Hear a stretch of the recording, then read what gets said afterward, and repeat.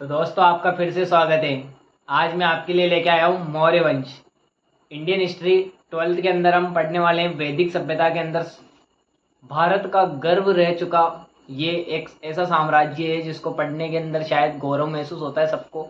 तो आज उसी मौर्य साम्राज्य को हम पढ़ेंगे और मौर्य वंश का आपको अधिक से अधिक जानकारी देने का प्रयास करूंगा और कक्षा 12th के लिए बहुत ही महत्वपूर्ण टॉपिक होगा।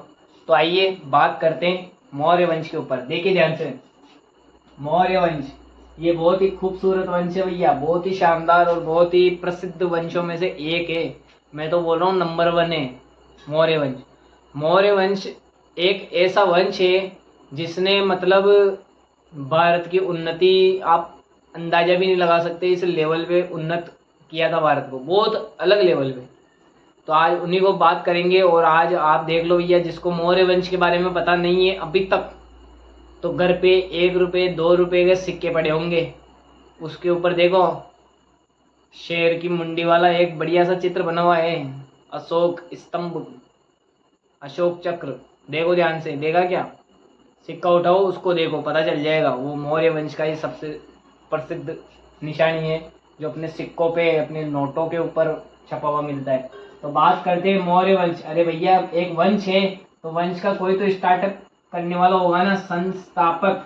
कौन है संस्थापक? चंद्रगुप्त मौर्य भैया, सर्वश्रेष्ठ नाम याद करो। चंद्रगुप्त मौर्य द्वारा सन 321 ईसा पूर्व, ईसा मसीह के जन्म से पहले का टाइम है, 321 ईसा पूर्व में क्या हुआ था, इसकी स्थापना हुई थी। या संस्थापक जो थे वो कौन थे? चंद्रगुप्त मौर्य। कौन थे भैया? याद करो, चंद्रगुप्त मौर्य। सेकंड पॉइंट बनता है विस्तार क्षेत्र।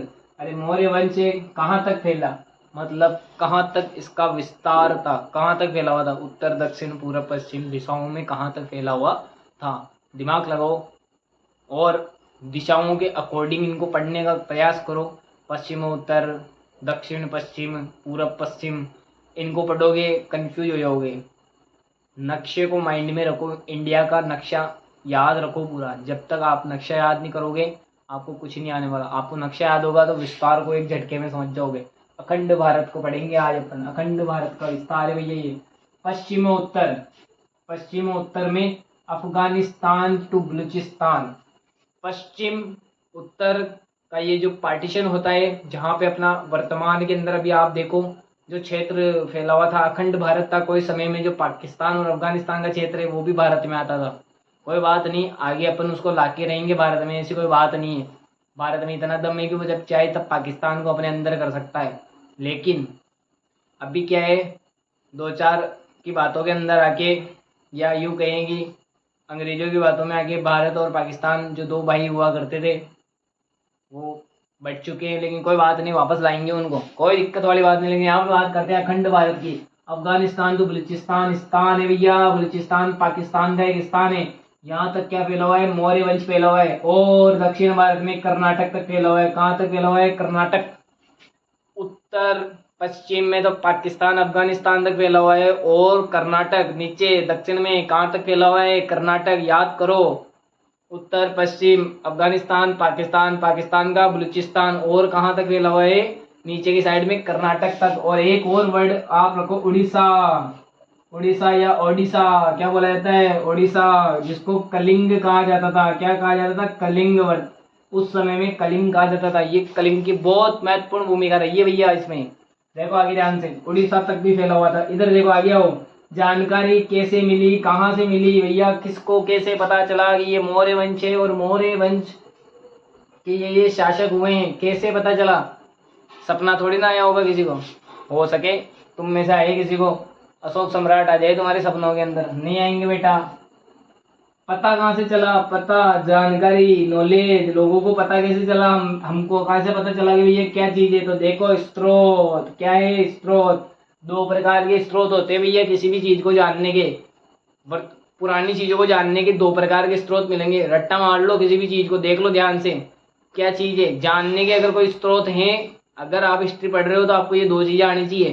पहला साहित्यिक स्रोत, साहित्य का मतलब लिखा पढ़िया किताबा ले रहा था हम, समझ गए? ये होते हैं साहित्यिक स्रोत। दूसरा जन्म, अरे यार साहित्यिक स्रोत वो होते हैं जहाँ महाकाव्य हुए, रामायण महाभारत महाकाव्य ना लिखा हुआ है, जो लिखी हुई चीज़ है वो साहित्य के स्रोत है। ठीक है, अलग अलग पैटर्न पे अलग अलग लैंग्वेज में होते हैं, कोई दिक्कत नहीं है। अब बात करते हैं अपन मेन चीज़ की, साहित्य के स्रोतों में तो किताबें आएंगी, तो और कौन सा होता है पुरातात्विक स्रोत। पुरातात्विक स्रोत कौन कौन से होते हैं, पत्थर और स्तंभ। स्तंभ मतलब थंबा, क्या होता है थंबा। उस थंबे के ऊपर कुछ बढ़िया सी मस्त हैंड राइटिंग में लिखा हुआ रहता है, जैसे फॉर एग्जाम्पल हड़प्पा सभ्यता में लिखा हुआ था, पर उसको पढ़ नहीं सका कोई। आज तो कोई पैदा ही नहीं हुआ धरती के ऊपर जो उसको पढ़ पाया। अपठित है वो लिपि, कैसी है अपठित है, लेकिन इनको पढ़ लिया गया भैया, इनको पढ़ लिया गया। देखो साहित्य के स्रोत में आई थी भैया इंडिका। उफ, इंडिया से बना इंडिका। इंडस, इंडस शब्द का मतलब होता है सिंधु। सिंध क्या होता है सिंध। हमारे यहाँ पे पहले के जमाने के अंदर जो था, जो स होता था उसको आज के ज़माने में ह बोलने लग गए। क्या लग गए, पहले जो स था उसको आज के ज़माने में है बोलने लग गए। इसलिए ही तो हमारी लैंग्वेज जो है पहले सिंधी थी, अब वो हिंदी हो गई। इसलिए इतना सा फर्क था कि स को अब क्या बोलने लग गए, है बोलने लग गए, इतना सा फर्क है।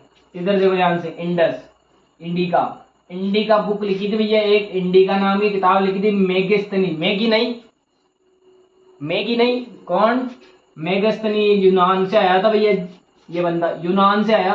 मेगस्थनी नाम का बंदा था, इंडिका लिखी। सेल्यूकस निकेटस ने भेजा था भैया, सेल्यूकस बंदे ने।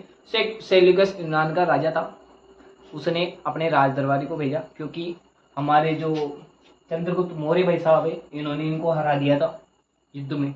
इसलिए सेल्यूकस निकेटस ने, यूनानी एक दार्शनिक थे, बहुत बेहतरीन लेखक राइटर थे, कवि थे, या जो भी इनके मतलब दार्शनिक थे, बहुत मतलब दरबार में रहते थे और वहाँ की जो व्यवस्था होती थी उनको लिखने का काम ये करते थे। तो इंडिया के ऊपर चंद्रगुप्त मौर्य के दरबार में आके इन्होंने एक पुस्तक लिखी इंडिका। उससे हमको बहुत सारे साक्ष्य मिलते हैं मौर्य साम्राज्य का। नेक्स्ट है अर्थशास्त्र। भैया ये तो बच्चा बच्चा जानता है, कौटिल्य साहब, चंद्रगुप्त मौर्य सीरियल आता है ना, वही सीरियल, उसी सीरियल की बात हो रही है भैया, बिल्कुल उसी सीरियल की बात हो रही है। चंद्रगुप्त मौर्य ने ही अर्थशास्त्र की रचना की थी। चाणक्य भी इन्हीं को बोलते हैं, कौटिल्य भी इन्हीं को बोलते हैं, और विष्णुगुप्त भी इन्हीं को बोला जाता है।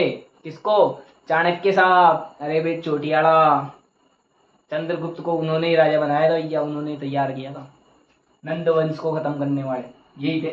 तीसरा पॉइंट, जैन बौद्ध और पौराणिक ग्रंथों से भी जानकारी मिलती है। जैन बौद्ध पौराणिक मतलब अनलिमिटेड है। दो नाम याद रखो, इंडिका अर्थशास्त्र, इंडिका अर्थशास्त्र इंपॉर्टेंट है, बहुविकल्पी क्वेश्चन भी बनेगा इंडिका की। भैया इंडिका किसने लिखी, मेगस्थनी। मेगस्थनी कहाँ से आया, यूनान से। यूनान में कौन राजा था उस टाइम, निकोलस, क्या नाम था, सेल्यूकस, सेल्यूकस निकेटस, क्या था सेल्यूकस। नेक्स्ट देखो अर्थशास्त्र। अरे भैया ये किसने लिखी, चाणक्य ने लिखी, कौटिल्य ने लिखी, या विष्णुगुप्त, कोई सा भी नाम आ सकता है एग्जाम में। कैसे बोलेंगे, अर्थशास्त्र की रचना किसने की, option A Vishnugupta, option B Megasthenes, option C Charak, option D इनमें से कोई नहीं। अब कोई सपोज करो एक और दो को पढ़ जाएगा, ये आ गया तो तीनों याद करो, चाणक्य विष्णुगुप्त, विष्णुगुप्त चाणक्य विष्णुगुप्त और कौटिल्य, तीनों एक ही बंदा था भैया, एक ही थे, ये नाम अलग अलग है। ठीक है, जैन बौद्ध धर्म पौराणिक ग्रंथ याद हुए क्या, हाँ या ना, नहीं हुए तो वापस देख लो। पुरातात्विक स्रोत, पत्थर स्तंभ, पत्थर भाटा, क्या पत्थर भाटे, अरे भाटा स्टोन, क्या बोलते स्टोन, उसके ऊपर कुछ लिखा हुआ रहता, उकेरना, नक्काशी करके कुछ लिखना, इसी को बोलते हैं। वो जो लिखा हुआ चीज है ना वो ही होता है अभिलेख। क्या होता है, अभिलेख, अभिलेख बोला जाता है पत्थरों, या यूं कहें जैसे फॉर एग्जाम्पल दीवार होती है, उस दीवार के अंदर सपोज करो कोई पत्थर लिया एक बढ़िया सी पट्टी, उस पट्टी के ऊपर क्या कर दिया उन्होंने, कुछ लिखा। लिखा ये नहीं पेन ले लिख दिया, कलर लेके लिख दिया, नहीं, उखेरना, उसके अंदर चैनी होती है ना, चैनी, उससे ठोक के फिर उसके अंदर कुछ लिखना, वो स्थायी रहता है। अपने मार्कर से लिख देंगे मिट जाएगा वो तो, 2 दिन मिट जाए, 4 दिन मिट जाएगा। परमानेंट से लिख दो तो ही मिट जाएगा वो तो। इतने सालों तो क्या बच सकता है, पत्थर ही बच सकता है या स्तंभ बच सकता है, उसके ऊपर लिखी हुई चीज बच सकती है। तो पत्थर और स्तंभ, किसने सर्वाधिक? याद करो, अशोक भैया ने। कौन से भैया? अशोक सम्राट। अभिलेख, अशोक के अभिलेख इतने ज्यादा मिले आप अंदाजा नहीं लगा सकते। और मौर्यकालीन मूर्तियां मिली भैया, क्या मिली? बहुत सारी मूर्तियां मिली है। मौर्यकालीन अभिलेख इतने मिले आप अंदाजा ही नहीं लगा सकते। तो अब अगली स्लाइड में बात करते हैं कि मौर्यकालीन या मौर्य जो वंश है उसके बारे में और हमको क्या जानकारी मिलती है। हमने इसमें बात करी संस्थापक जी की, जो थे चंद्रगुप्त मौर्य। सन 321 ईसा पूर्व, सन नहीं 321 ईसा पूर्व में संस्थापक थे, इसकी स्थापना करी चंद्रगुप्त मौर्य ने। किसकी मदद से करी? विष्णुगुप्त, चाणक्य, कौटिल्य की मदद से इन्होंने क्या करी थी? स्थापना की थी। चाणक्य ने एक किताब लिखी है अर्थशास्त्र, और एक इंडिका नाम की पुस्तक लिखी है, जो लिखी है मेगस्थनीज ने। चाणक्य भाई साहब तो उनके दरबार में थे ही, मेगस्थनीज भी आए। वो कैसे आए? क्योंकि चंद्रगुप्त मौर्य ने सेल्यूकस निकटस को हरा दिया था।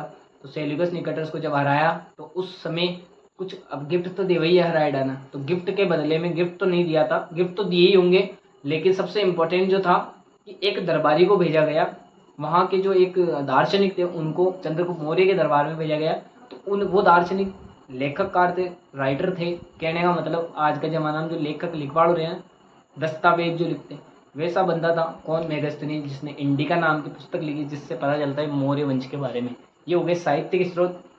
पुरातात्विक स्रोतों की बात करें तो पुरातात्विक स्रोतों में पत्थरों को ज़्यादा पढ़ेंगे और सबसे सर्वाधिक पढ़ेंगे अभिलेख। अशोक के अभिलेख पढ़ेंगे। किसके अभिलेख? अशोक के।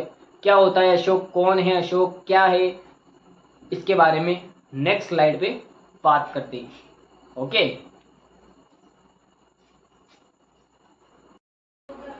तो इस स्लाइड पे हम बात करेंगे अशोक के धम्म के बारे में। क्या होता है धम्म? ये एक नियम है। क्या चीज़ है? एक नियम है। तो बात करते हैं, ये ज़्यादा टाइम खराब नहीं करते, फटाफट देखो। आप भी इसको सेम टू कॉपी आप इसके नोट्स बना सकते हो, उसके बाद में आप इसको पैराग्राफ वाइज लिख सकते हो। देखो, स्मार्ट वर्क क्या होता है? पढ़ने वाला कम को पढ़ता है, लिखता ज़्यादा है। ऐसा कर सकते हो। ये नहीं है कि जो चीज़ किताब में लिखी हुई है उसको रटो, आप मेन पॉइंट से उनको पढ़ो, फ्रीलेस माइंड से करो, कोई दिक्कत नहीं है। रटोरी मत बनो, रट्टा मार के समझ लो। 2-4 टॉपिक पढ़ लो भाई, 5-6 चीज़ें याद हो गई दम के बारे में, बहुत है। 6 चीज़ें याद हो गई, आप 6 लाइनें बना लोगे। 6 लाइनों को रटने के बजाय उन 6 वर्ड्स को याद कर लो, बहुत आसान होता है। हिस्ट्री ऐसे ही बनाई जाती है, रट के हिस्ट्री नहीं सीखी जाती। हिस्ट्री के मेन पॉइंट्स देखे जाते हैं, ना कि हिस्ट्री को आप रट्टा मार के करोगे। देखो फटाफट आओ, सबसे पहले पूछा जाएगा अशोक के अभिलेख के बारे में बताओ। पहली बात ये बताओगे, प्राकृत भाषा में लिखा गया था भैया। कौन सी लैंग्वेज में था? प्राकृत भाषा में मिला था। इंडिया के अंदर जितने भी मिले थे वो सारे कैसे थे? प्राकृत भाषा में थे। लिपि कैसी थी? ब्राह्मी लिपि। लिपि किसको बोलते हैं? जैसे अपन कक्का लिखते हैं, क क गढ़, क बनाने का जो तरीका है क, उसको बोलते हैं लिपि। क बोल रहे हैं वो है भाषा, लेकिन जब उसको बना रहे हैं वो है लिपि। समझ गए क्या? अब बात करते हैं, इधर देखो ध्यान से। प्राकृत भाषा, लिपि क्या है? ब्राह्मी। अगला देखो, पश्चिमोत्तर अभिलेख। कहने का मतलब अफगानिस्तान और पाकिस्तान के अंदर जो अपन को अभिलेख मिले ना अशोक के, उसके अंदर जो लैंग्वेज मिली वो है अरामेइक और यूनानी। कौन सी मिली है? अरामेइक और यूनानी, मिक्सचर थी दोनों। और लिपि क्या थी? खरोष्ठी लिपि। कौन सी लिपि? खरोष्ठी लिपि। अरे इंडिया वालों में कौन सी ब्राह्मी, इसमें कौन सी खरोष्ठी। नेक्स्ट आ जाओ, अशोक का धम्म क्या कहता है? ये धम्म एक संविधान है। जैसे अपने भारत का जो संविधान था 2 वर्ष 11 माह 18 दिन में बना था, वैसे अशोक भाई साहब ने भी अपना संविधान बनाया था और पत्थरों के ऊपर लिखवाया था। मतलब अभी देखो, अरे भैया मेहरौली का जो लोह स्तंभ है ना, उसके ऊपर मिलता है। इधर देखो अशोक का धम्म क्या कहता है। अशोक के धम्म के जो नियम थे वो सबसे इंपॉर्टेंट है। देखो कौन कौन से। पहला नियम क्या कहता है? अरे भैया अपने घर के बड़ों का आदर करो, घर के जो बड़े हैं उनका क्या करो? आदर करो। उस समय में बता रहा है अशोक, आज के वर्तमान समय में भी यह बात चलती है, संविधान भी कहता है। लेकिन यहाँ पे देखो, बड़ों के प्रति आदर दिखाओ, जीवों पर हिंसा ना करें, मतलब जीवों के साथ मारकाट ना करें, उनको तरीके से रखो। समझ गए बात को? बड़ों का आदर देना है, जीवों को भी सम्मान देना है। ये नहीं कि प्रॉब्लम है तो उसको काट दो मार दो, नहीं, ऐसा कभी नहीं होना चाहिए। तो इन चीज़ों के खिलाफ हमेशा आवाज़ उठानी है। अगर हिंसात्मक कोई प्रवृत्ति कर रहा है, नहीं करना चाहिए। अहिंसा को बढ़ावा दो, हिंसा को रोको। कौन कहता था भैया? दम कहता है। दम पहला पॉइंट कहता है बड़ों का आदर करो, जीवों पे जो हिंसा हो रही है उसको रोको। दूसरा कहता है दास के प्रति उदारता। आजकल के मालिक ऐसे हो गए कि दबा के रखते हैं, नहीं, मालिकों को अपने दास मतलब वर्कर्स जो होते हैं, लेबर्स जो होती है, उन लेबर्स के प्रति क्या रखना पड़ता है? सम्मानदार दिखानी पड़ती है। आजकल की लेबर भी बहुत भारी है, उनको कुछ बोल दो वो रवाना हो जाएंगे, सेठ जी लटक गए। नहीं, ऐसा नहीं होना चाहिए। अगर आप उनको सम्मान दोगे तो वो भी आपको सम्मान देंगे, आप उनको सम्मान मत दो वो निकल जाएंगे, कर लो अपना काम खुद। तो जो मालिक है उनको ये सोचना चाहिए कि जो आपका दास है उसको भी क्या दो, सम्मान दो। वो भी किसका हकदार है, सम्मान का हकदार है। भैया आपको समय दे रहा है अपने जीवन के अंदर से, तो क्यों नहीं है सम्मान का अधिकार। आगे देखो, अगर आपको कोई सन्यासी और ब्राह्मण मिलते तो उनके प्रति भी क्या दिखाओ, आदर दिखाओ। कौन कहता था, अशोक का धम्म कहता था। धम्म एक ग्रंथ का नाम है, जैसे अपने भारत का संविधान में से धम्म। बड़ों के प्रति आदर, जीवों के प्रति अहिंसा, हिंसा नहीं, दास के प्रति उदारता, सन्यासी और ब्राह्मणों के प्रति आदर। कौन कहता था, अशोक कहता था। अशोक का धम्म कहता था।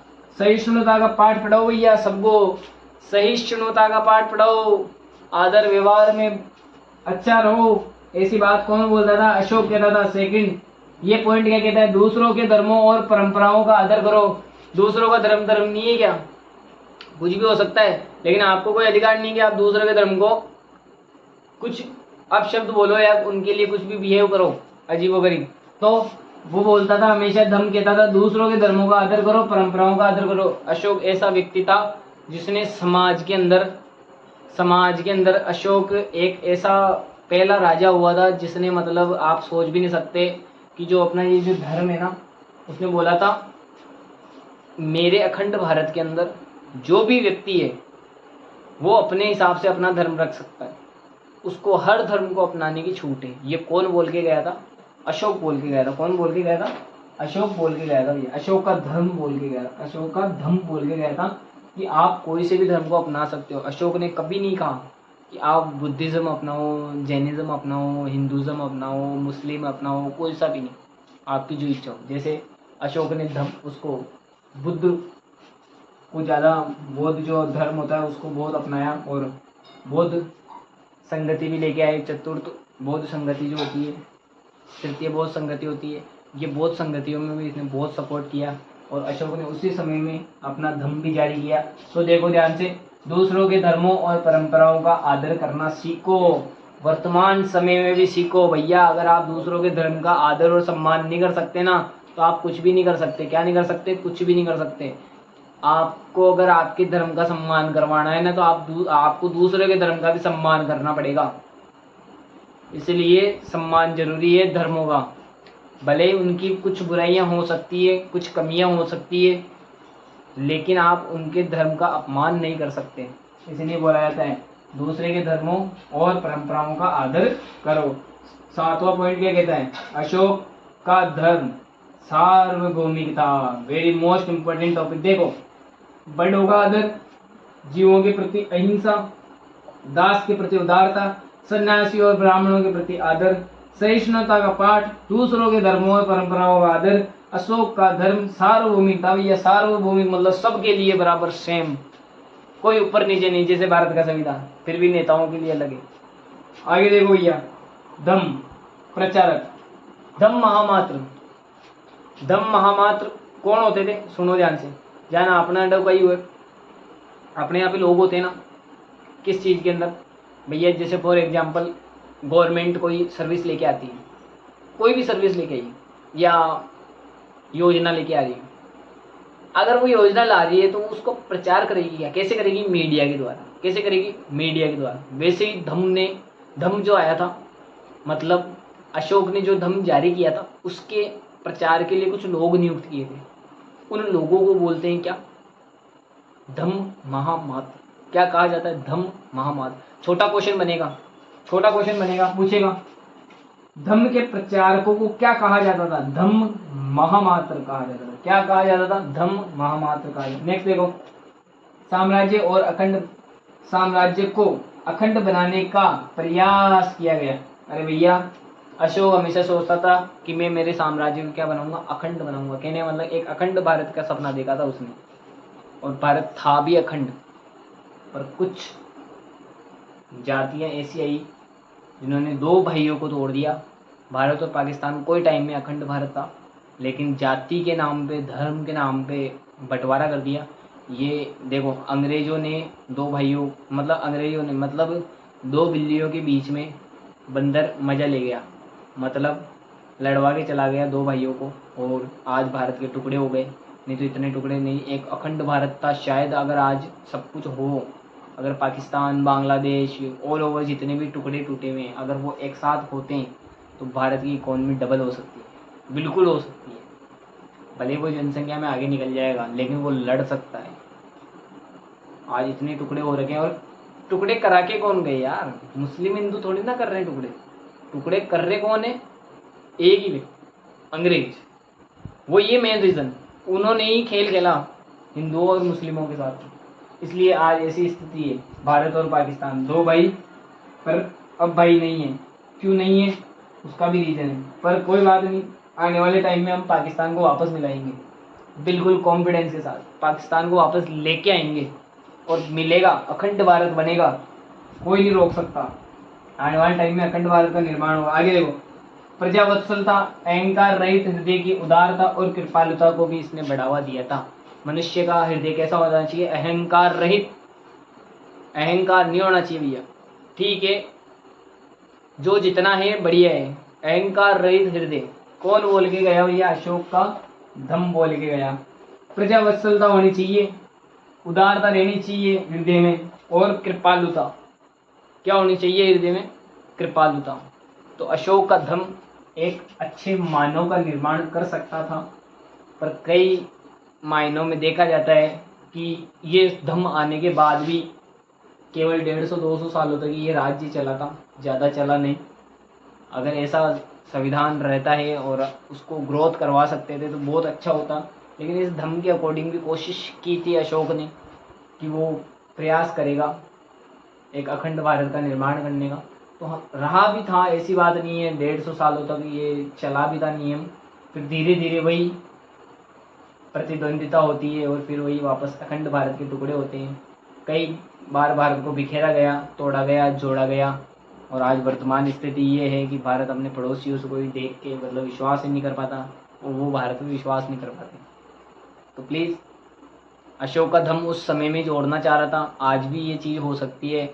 वो आप पे डिपेंड करता है, आप कितना सोचते हो, आपकी सोच पे डिपेंड करता है। पॉजिटिव सोचोगे तो सारे रिजल्ट पॉजिटिव मिलेंगे, नेगेटिव सोचोगे तो नेगेटिव पॉइंट मिलेंगे। आपको डिसाइड करना है कि आपको सोचना क्या है। अरे भैया, सपोज करो सुबह सुबह उठे और आपके माइंड में एक ही चीज़ है कि भैया नहीं यार, आज मेरे से मैं कुछ नहीं करूँगा।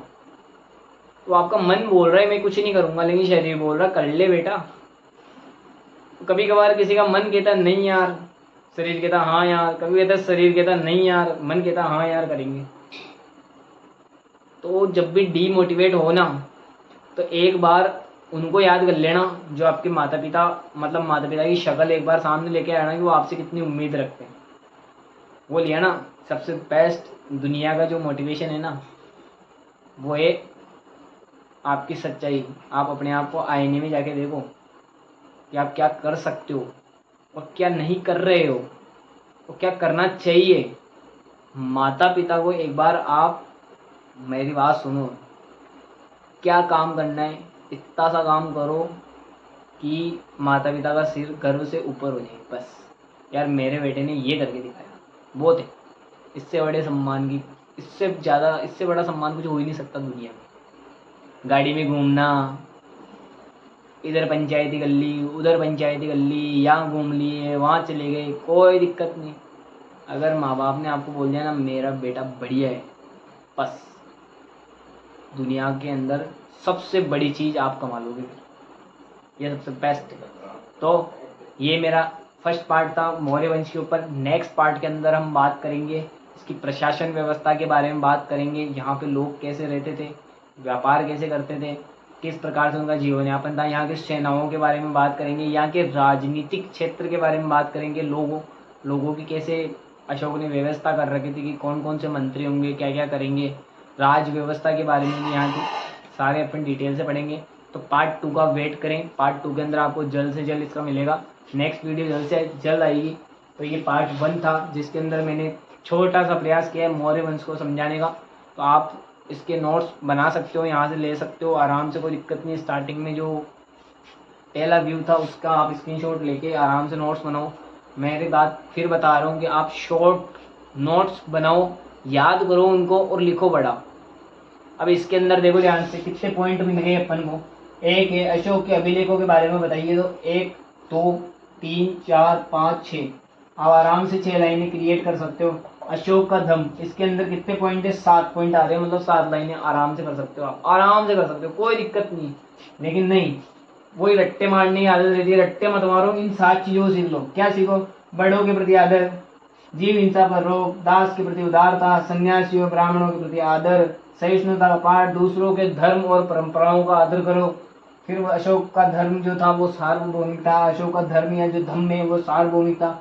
धम्म के प्रचारक कौन थे? महामात्र थे। बस इतना तो दिमाग में रखो, महामात्र कौन थे? धम्म के प्रचारक थे, अशोक के धर्म के प्रचारक थे। इतना सब बेसिक चीज़ों को याद रखो, फिर इनको लाइन्स में कन्वर्ट कर दो, पैराग्राफ्स में कन्वर्ट कर दो, आराम से आप बहुत बड़ी डिटेल में भी इन चीज़ों को लिख सकते हो। वहाँ पे कोई ज़्यादा ये नहीं होता, इन पॉइंट्सों को ही क्रिएट किया जाता है, बस वहाँ पे साइंटिफिक लैंग्वेज होती है। तो आप कुछ वर्ड्स का ध्यान रखो, ये पॉइंट्स उसके अंदर डालो और ब्लैक पेन से दिखाओ अगले को कि भैया हेडिंग डालो, नीचे अंडरलाइन करो, कॉमे लगाओ, अच्छे से करो उस चीज़ को, अगले को प्रेजेंट करो, दिखाओ उसको कि मैंने कुछ लिखा है। ये नहीं है कि बिल्कुल ब्लू पेन से उतार के आगे एकदम ऐसे कचरे की जैसे, मतलब कचरा जैसा दिखाई देता है, बिल्कुल गिरा हुआ, कोई मतलब नहीं। हैंड राइटिंग सुधारो, हैंड राइटिंग इज मैक। आप अगर हैंड राइटिंग मैकिंग करते हो बहुत अच्छी, तो आपको नंबर तो चलते फिरते मिल जाएंगे अगर आपकी हैंड राइटिंग अच्छी हुई हो। तो ये है, आप इसको लिखो और इन पॉइंटों को पैराग्राफ में कन्वर्ट करना सीखो।